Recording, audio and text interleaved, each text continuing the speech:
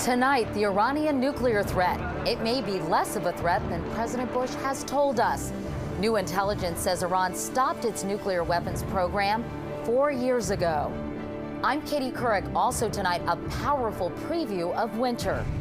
Storms batter both coasts. Mudslides in the west, snowslides in the northeast. 1 month to Iowa, and the caucuses are wide open, and all the candidates are fighting over the youth vote. And Don Imus returns to radio, contrite, but still cantankerous. You know, we signed for 5 years, and the reason we did is because that's how long it's going to take to get even with everybody.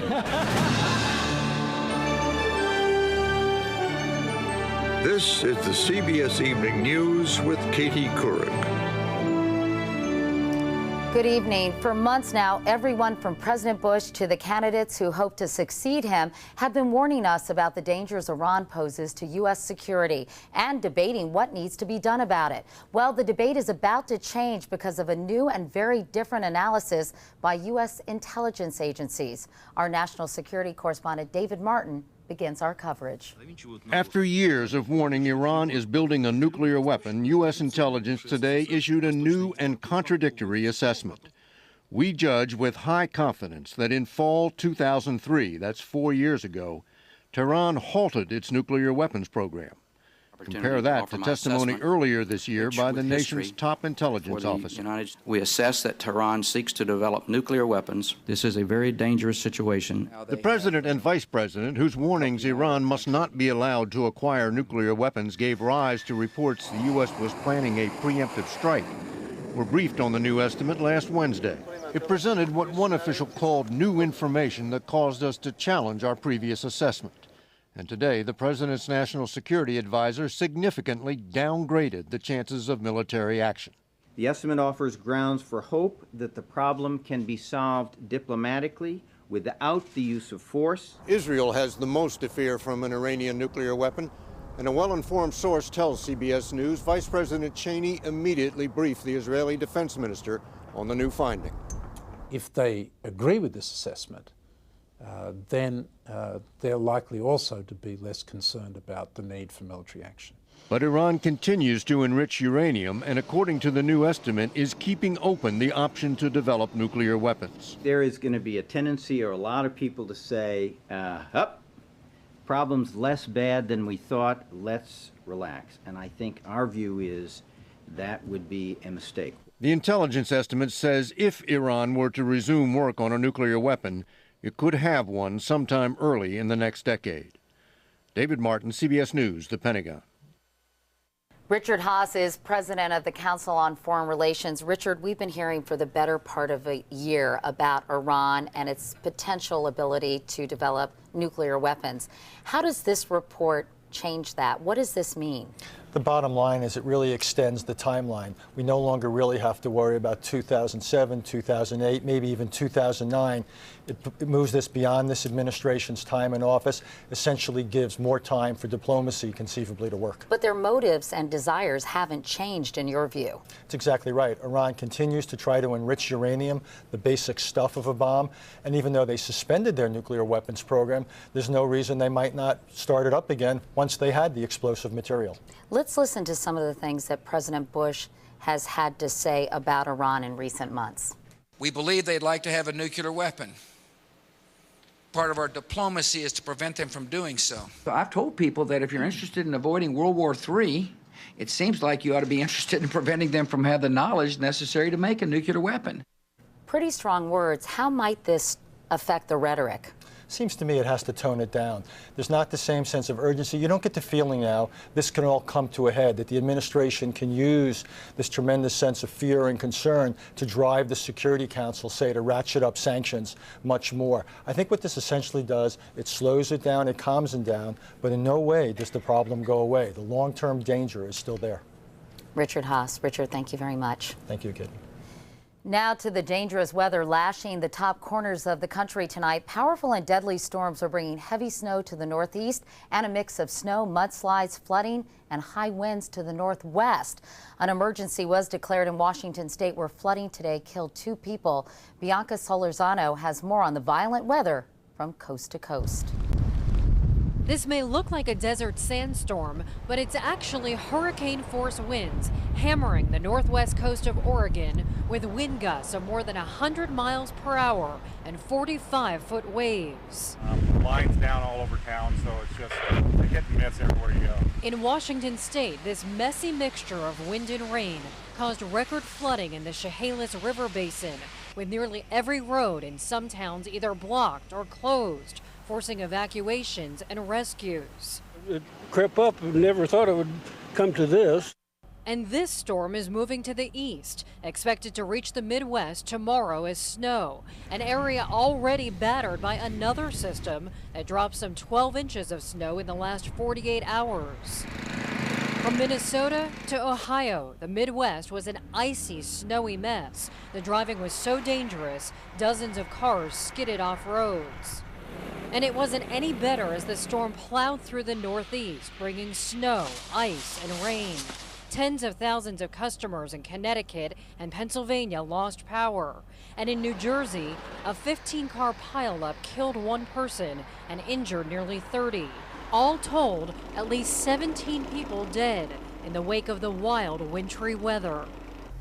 And here in Dover, New Hampshire, it's been snowing since midnight, about 6 inches on the ground. If you head farther north into Maine, they're expecting 20 inches of snow. As the system heads into Nova Scotia, the Northeast will still be dealing with winds for the next 2 days. Katie? All right, Bianca Solorzano in Dover, New Hampshire tonight. Turning to politics now, the first votes in the presidential race will be cast 1 month from tonight in the Iowa caucuses. And for the first time in a long time, the races in both parties are wide open in the Hawkeye state. Among the Democrats, an Associated Press poll out today finds Hillary Clinton has a slight lead over Barack Obama, but a Des Moines Register poll gives a small lead to Obama. On the Republican side, the Register has Mike Huckabee leading Mitt Romney in a very tight race. Harry Smith is in Iowa. The heat is on in frozen Iowa. After 8 years of incompetence, they don't want false hopes. They want real results. That's the way we'll get back on the right track. Among the Democratic leaders, the race is a toss-up. All here aware that 4 years ago, John Kerry closed a huge gap in the polls in just 1 month. Today, Senator Clinton went on offense. I don't think people want a lot of talk about change. I think they want someone with a real record, a doer, not a talker. Even though the Des Moines Register says he's in the lead, Barack Obama could barely break a smile. Listen, when everybody said I was a washed-up has-been, I wasn't paying attention then. I don't pay attention to this. Hillary Clinton is paying attention, though, to her support among women. One poll shows it's faltering. You know, one of the great things about running in Iowa. But the man of the hour here is former Arkansas Governor Mike Huckabee. Huckabee is an ordained Baptist minister, and he's connected big time with evangelical Christians, the most powerful force among Iowa Republicans. Having been a pastor, it helped shape me in understanding the real issues that people face, because nobody sees humanity up front and closer than does a pastor. Faith doesn't just influence me, it really defines me. Huckabee is driving home the message he's a Christian leader, a not-so-subtle reminder Mitt Romney is a Mormon. Because I'm not running for pastor-in-chief, I'm running for commander-in-chief. Iowa voters are notorious late deciders, and they're fickle, too. With 31 days to go and half undecided, the fun has just begun. Let's go. We're going to make history together. Harry Smith, CBS News, Pella, Iowa. Meanwhile, Mitt Romney plans to confront the issue of his religion in a speech this Thursday, and that's page 1 of tonight's CBS News Campaign 08 notebook. Kind. Thank you very, very much. Campaigning in New Hampshire today, Romney said he's running for commander-in-chief, not pastor-in-chief. In a recent one-on-one interview, I asked Romney what he would do to reassure voters who might be apprehensive about electing a Mormon.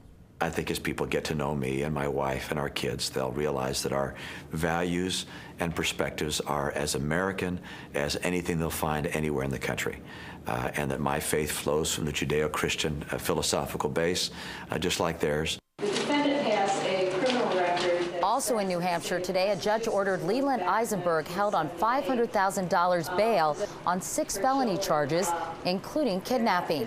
Eisenberg held several workers hostage Friday at a Clinton campaign office. Prosecutors revealed he has a long rap sheet, including 2 rape convictions and a prison escape. Thank you so much.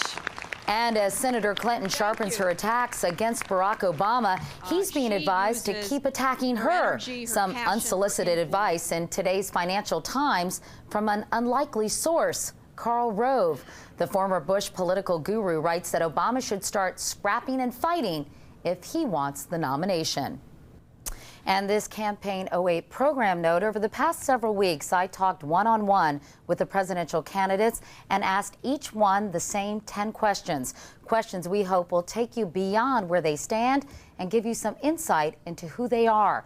We think some of the answers will surprise you, and you'll see them beginning tomorrow in a series we're calling Primary Questions. But right now, the CBS News Money Watch, we have an update on a story we told you about on Friday, a plan to help homeowners with subprime mortgages avoid foreclosure. Treasury Secretary Hank Paulson told a housing conference today that lenders may agree on the details of the plan by the end of the week. They would temporarily freeze those low teaser rates. The question still to be resolved is, for how long? In other news, the Food and Drug Administration got a scathing review today by a panel of outside scientific experts, especially over its food safety record. The panel says obsolete FDA technology can't keep up with scientific advances, and rapid turnover of key staff hurts even more. The report also says the FDA is so badly underfunded that American lives are at risk. There is much more CBS News ahead, including Imus in the Morning. Don Imus gets a second chance and a 30-second delay. But up next, the presidential candidates are courting young voters, but will they show up at the polls?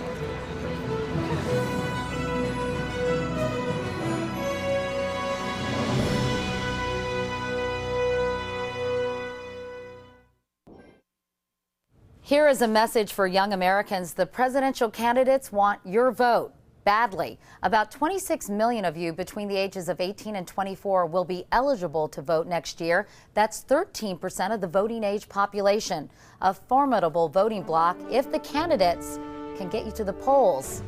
And they're trying. My presidency is about your future. Young voters are looking for a cause. Change does not happen from the top down. Change happens from the bottom up. What you gonna do? I like that. What you gonna do, huh? Who will rock the vote this year?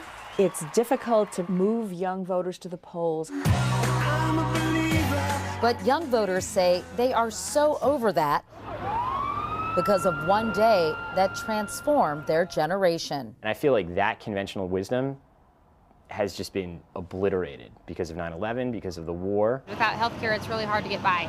Social Security, health insurance, alternative energy. The war. It was a different war, Vietnam, that pushed record numbers of young people to the polls in 1972. Your first vote was one of the best votes you ever cast in your life. The voting age was lowered to 18, and President Nixon took advantage of this new bloc, wooing some of them with pretty volunteers known as Nixonettes. But in elections since, turnout among young voters has been largely disappointing. In fact, many don't even take the first step. They aren't even eligible in the sense of being registered to go to the polls, many of them. In Iowa, home of the first presidential contest, only 76% of 18 to 29-year-olds are registered to vote, versus 93% of those over 65. But it's not for lack of trying. It sometimes seems there are more youth outreach efforts than young voters. Websites and text messages now reach out to that demographic with the technology they know and love. Now, all of the questions for the senator have come directly from the people here. To change about our tax system, to create the revenue for all. Candidates visit MySpace, MTV forums and answer questions as they're asked.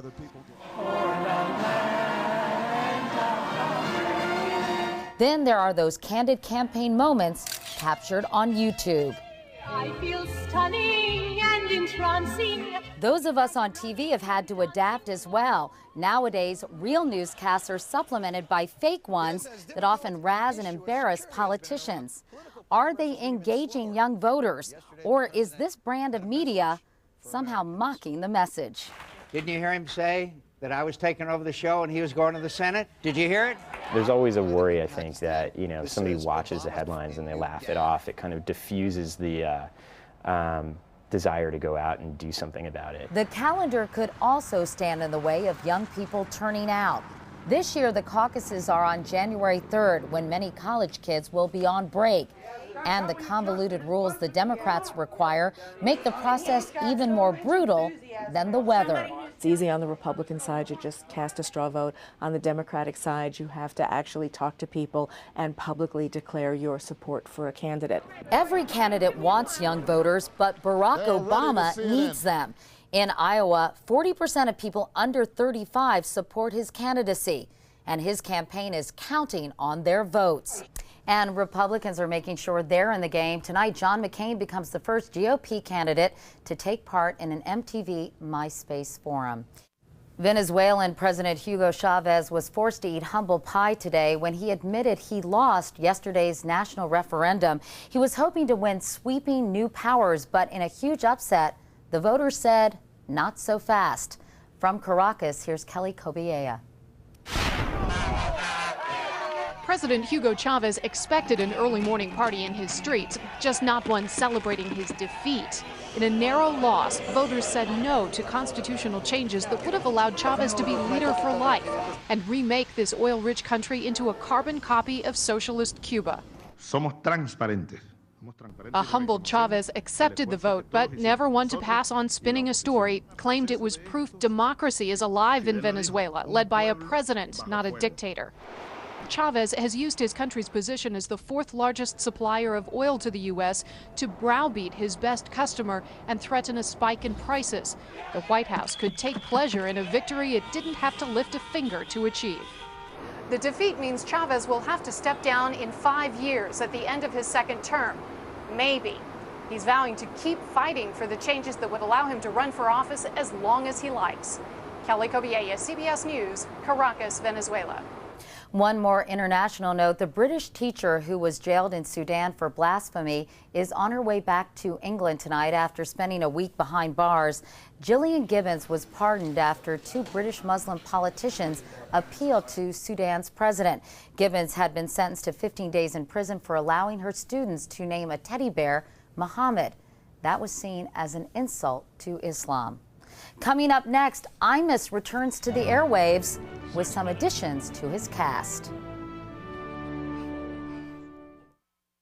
Katie Couric, one-on-one with the candidates. What country frightens you the most? Primary questions tomorrow on the CBS Evening News with Katie Couric. Last week, we showed you some incredible American athletes ready to compete in the Double Dutch Holiday Classic at New York's Apollo Theater, which is really the Super Bowl of that sport. Over the weekend, the team we featured in our story, North Carolina's Bouncing Bulldogs, won in the single and double rope categories, but in the freestyle, they came in 4th. The top 3 spots in that category went to the Japanese champions. Finally tonight, the most anticipated comeback in broadcasting. Don Imus, who was fired back in April, returned to the air today. Has he changed his ways? Nancy Cordes gave a listen. The Imus in the Morning radio program has returned to the air. After 8 months of radio silence, Don Imus had a few things to get off his chest. I will never say anything that will make any of these young women at Rutgers regret or feel foolish that they accepted my apology and forgave me. His new team includes 2 black comedians, and his new employer will air the show with a 30-second delay, just in case. But other than that, not much has changed. Dick Cheney is still a war criminal. Hillary Clinton is still Satan. And I'm back on the radio. Is this about second chances, or is it about money? Well, probably more about money. Let's not kid ourselves. That's a big part of why he's on the radio. Imus was fired by CBS in April for derogatory comments about the Rutgers University women's basketball team. That's a nappy-headed hose there. Those words sparked a national debate about hate speech fueled by the Reverend Al Sharpton, who watched Imus's return today and said he's skeptical. They're words from a guy who does this for a living. We'll see where the deeds are and what comes behind it. And while some loyalists, even a couple of presidential hopefuls, are back in the fold, Senator John McCain. Other A-listers and advertisers are staying away. But Imus says he'll stick it out. You know, we signed for 5 years. If only to stick it to those who shunned him. It's because that's how long it's going to take to get even with everybody. Nancy Cordes, CBS News, New York. And that is the CBS Evening News. I'm Katie Couric. Thank you for watching. I'll see you tomorrow. Good night.